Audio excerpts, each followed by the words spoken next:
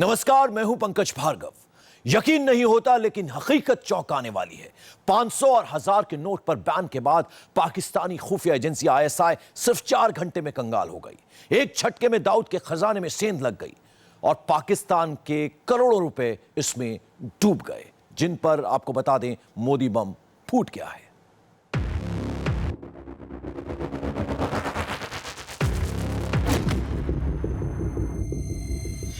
आधी रात में आईएसआई कंगाल हो गई।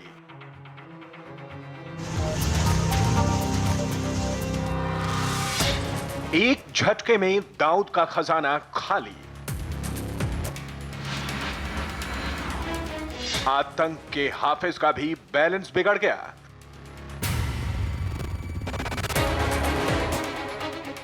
देश के दुश्मन अब मातम मना रहे हैं। सिर्फ 4 घंटे में डूब गए पाकिस्तान के 12 लाख करोड़। सिर्फ 4 घंटे और मोदी का ऐसा प्रहार कि देखते ही देखते देश के 3 बड़े दुश्मन कंगाल हो गए। ब्लैक मनी और टेरर फंडिंग पर हुए इस अब तक के सबसे बड़े सर्जिकल स्ट्राइक का असर सिर्फ हिंदुस्तान में ही नहीं, पाकिस्तान में भी दिखा, क्योंकि इस प्रहार से सरहद पार बैठे देश के दुश्मनों को संभलने तक का मौका नहीं मिला।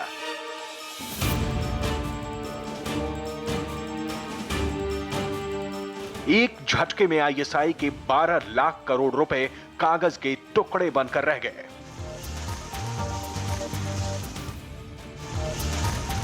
इस फैसले से पाकिस्तान के वो नकली नोट भी फंस गए जो धड़ल्ले से पाकिस्तानी प्रिंटिंग प्रेस में छपा करते थे।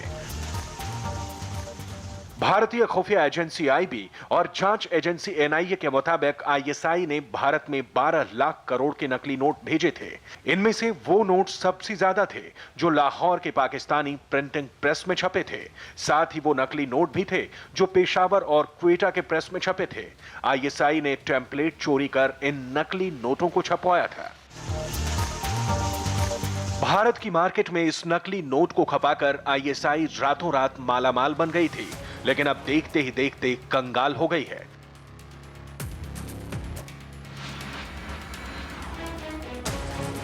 भारत की अर्थव्यवस्था को तबाह करने के लिए आईएसआई ने बड़ी तैयारी की थी।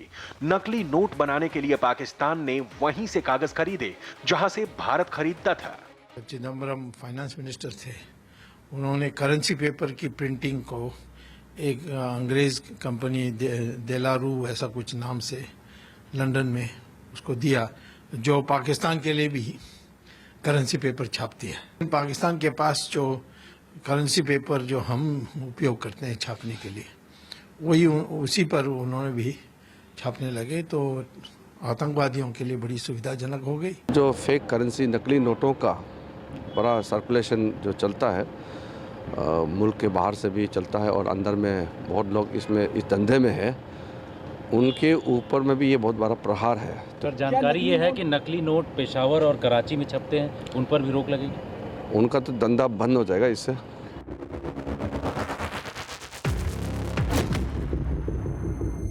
पाकिस्तान के सरकारी छापाखानों में भारत की करेंसी छपा करती थी।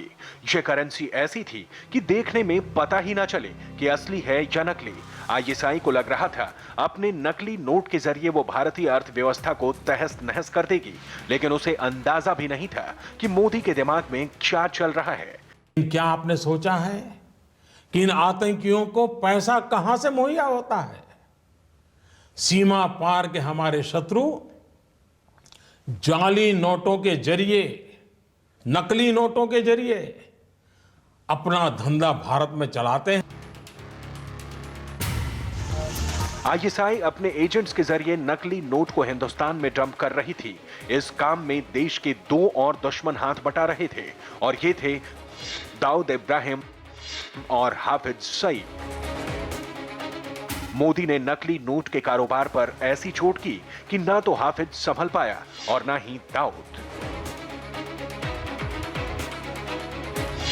हाफिज जम्मू के रूट के जरिए भारत में नकली नोट भेज रहा था। दाऊद दुबई रूट के जरिए भारत के मार्केट में जाली नोट पंप कर रहा था, जबकि आईएसआई बांग्लादेश और मालदा रूट के जरिए भारत में नकली नोट भेजने में जुटी थी। लेकिन 500 और 1000 के नोट पर बैन लगाने के बाद ये सारे रूट तबाह हो गए, क्योंकि भारत में अब आईएसआई, दाऊद और हाफिज के पैसे को लेने के लिए कोई तैयार ही नहीं है। और जो पैसे पहले से मार्केट में मौजूद थे, वो कागज के टुकड़ों के अलावा कुछ और नहीं बचे। फिलहाल आईएसआई को समझ में नहीं आ रहा कि वो भारत में फंसे अपने 12 लाख करोड़ का क्या करे, क्योंकि अगर कोई नकली नोट को लेकर बैंक में गया तो पकड़ा जाएगा, और किसी ने जानबूझकर जमा करने की कोशिश भी की तो वो सीधे खुफिया एजेंसियों और इनकम टैक्स डिपार्टमेंट के रडार पर आ जाएगा। Shamsher Singh, India TV, Delhi. मोदी सरकार के फैसले से पाकिस्तान की नोट फैक्ट्री बंद हो गई, साथ ही वो नकली नोट के रूट भी बंद हो गए जहां से भारत के खिलाफ साजिश के लिए पैसा आता था। पाकिस्तान की उसी कंपनी का पेपर इस्तेमाल करता था जहां से भारत नोट की छपाई के लिए पेपर मंगाता था। लेकिन अब ये सब बंद हो जाएगा। अब देखिए आखिर किस किस रूट से भारत में नकली नोट आता था।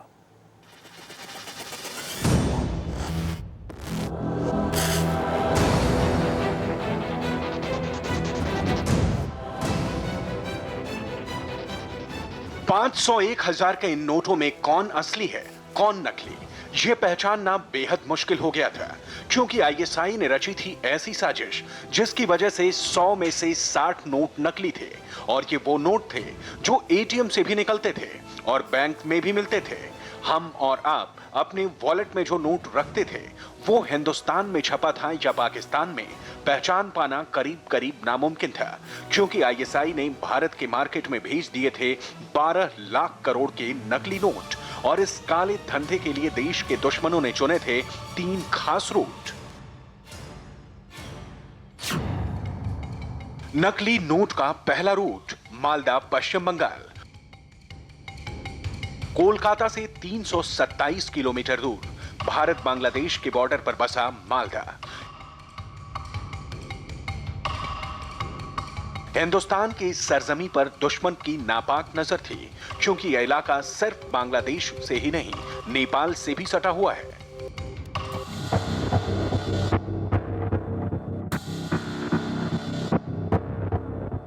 भारत में सबसे ज्यादा नकली नोट मालदा के ही रास्ते आते हैं। पिछले 5 साल में इस रूट पर 157 हैंडलर पकड़े गए। सरहद के गांव में नोट के बंडल फेंके जाते हैं। बॉर्डर पर मौजूद आईएसआई के ऑपरेटिव बंडल को उठाकर एजेंट्स को दे देते थे। छोटे छोटे कस्बों के बैंक में ये रकम जमा करवा दी जाती थी। हिंदुस्तान में नकली नोट भेजने के लिए मालदा सबसे सेफ रूट माना जाता है, क्योंकि देश भर में सबसे ज्यादा गरीब मजदूर इसी इलाके से आते हैं। बिहार और बांग्लादेश के बॉर्डर पर बसा ये इलाका रेलवे के नेटवर्क से भी जुड़ा हुआ है। जिस तरह से एनआईए की इन्वेस्टिगेशन में इस बात पे गंभीरता जताई गई थी कि ये पूरा पोरस बॉर्डर है और फेंसिंग नहीं है, इसी वजह से एफआईसीएन जो पाकिस्तान बांग्लादेश के जरिए भारत में रूट कर रहा है ताकि भारत की अर्थव्यवस्था को तोड़ा जा सके, वो भी इसी माध्यम का इस्तेमाल कर रहा है। उसके साथ साथ जो ड्रग्स का इस्तेमाल किया जा रहा है उसमें भी बांग्लादेश के जरिए पाकिस्तान अपनी इस नापाक साजिश को रच रहा है। भारत के खिलाफ साजिश के लिए आईएसआई ने सिर्फ बांग्लादेश को ही नहीं, चीन को भी अपना सेफ रूट बनाया था। हिंदुस्तान में पिछले 2 साल में सबसे ज्यादा पैसा चीन के रास्ते आया। पाकिस्तान से नकली नोट की खेप चीन के रास्ते Singapore, Malaysia, Thailand, Vietnam, Sri Lanka और हांगकांग होते हुए भारत आती थी। पिछले 6 महीने में नकली नोट का 65% कंसाइनमेंट इसी रास्ते से आया। आईएसआई के नकली नोट के 2 और रूट थे, लेकिन ये रूट ट्रेडिशनल थे, यानी पहले से चले आ रहे थे। इन रास्तों पर भारतीय खुफिया एजेंसियों की कड़ी चौकसी थी। इस वजह से आईएसआई के एजेंट पुराने रास्तों के इस्तेमाल से बचते थे। अब जरा नकली नोट के तीसरे रूट के बारे में भी जान लीजिए। आईएसआई पाकिस्तान से नकली नोट दुबई भेजती थी। कभी कभी नकली नोट नेपाल और सिंगापुर भेजे जाते थे। बाद में इन रास्तों से ये फेक करेंसी भारत आ जाती थी। तस्करी के ये वो ट्रेडिशनल रास्ते थे जहां पिछले कुछ सालों से बहुत ज्यादा निगरानी बढ़ गई थी, क्योंकि इन रास्तों से सिर्फ आईएसआई ही नहीं, डी कंपनी भी अपना धंधा ऑपरेट करती थी। कड़ी चौकसी की वजह से फिलहाल ये रूट एक्टिव नहीं था। भारत में नकली नोट भेजकर आईएसआई एक साथ कई मकसद साधती थी। इस नकली करेंसी का इस्तेमाल आतंकी साजिश के लिए होता था। नकली नोट के धंधे में मिली रकम लश्कर और हिजबुल पर खर्च होती थी।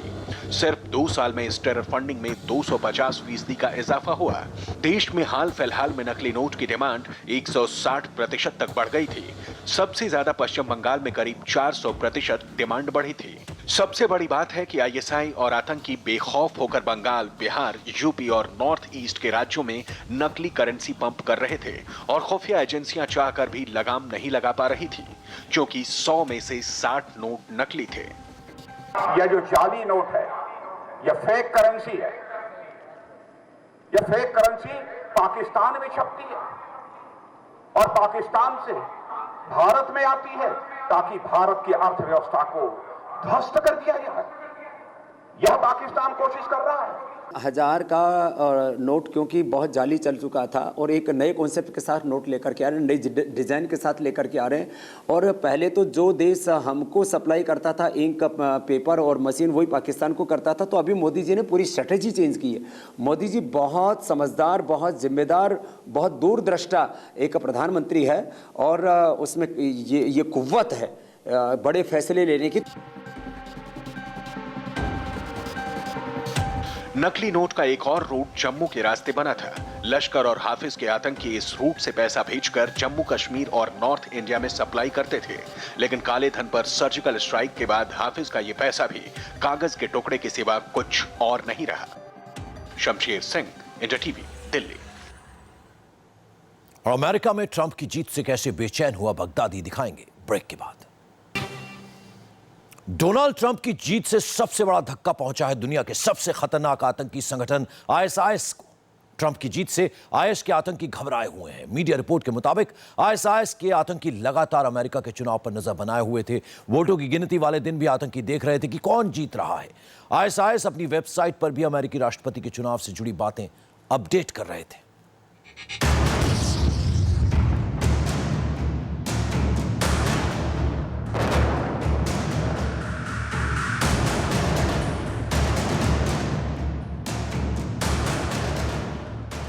डोनाल्ड ट्रंप की जीत के बाद से बगदादी के आतंकियों में मची खलबली।